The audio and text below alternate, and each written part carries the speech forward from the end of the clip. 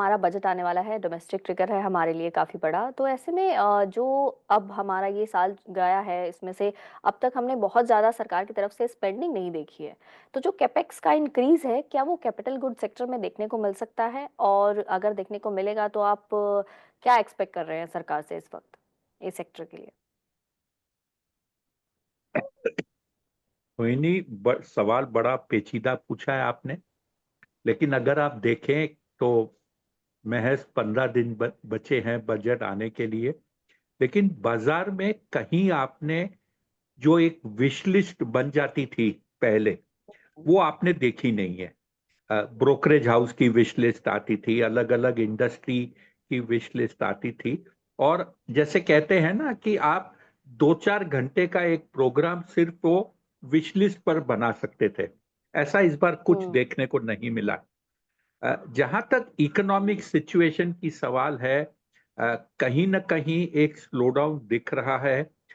कठिन समय से देश गुजर रहा है।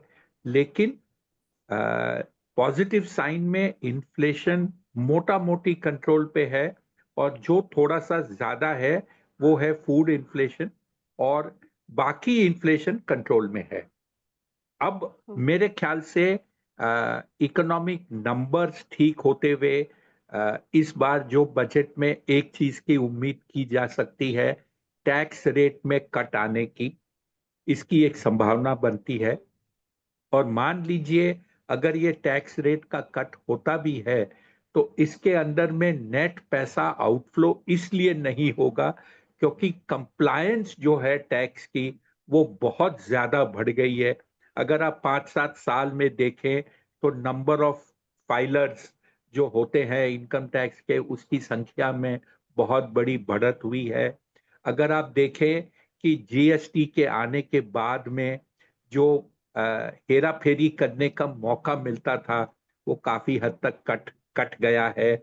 और क्योंकि सरकार के सिस्टम्स अब मौजूद है, आपको कहीं पर भी आप कुछ गड़बड़ करते हो तो आप पकड़े जाते हो। इसका हुँ। बड़ा फायदा जो आप देखोगे टैक्स कट होने का, वो ये है कि कहीं ना कहीं कंजम्पशन बढ़ेगा। कंजम्पशन हर तरफ पर बढ़ेगा। आपने जो शुरू में सवाल पूछा कैपिटल गुड्स, उसको एलोकेशन ज्यादा हो सकता है, चाहे वो डिफेंस के थ्रू आए, इंफ्रा के थ्रू आए, रेलवे स्पेंडिंग के थ्रू आए। ये सब जो चीजें हैं केपेक्स से संबंधित है।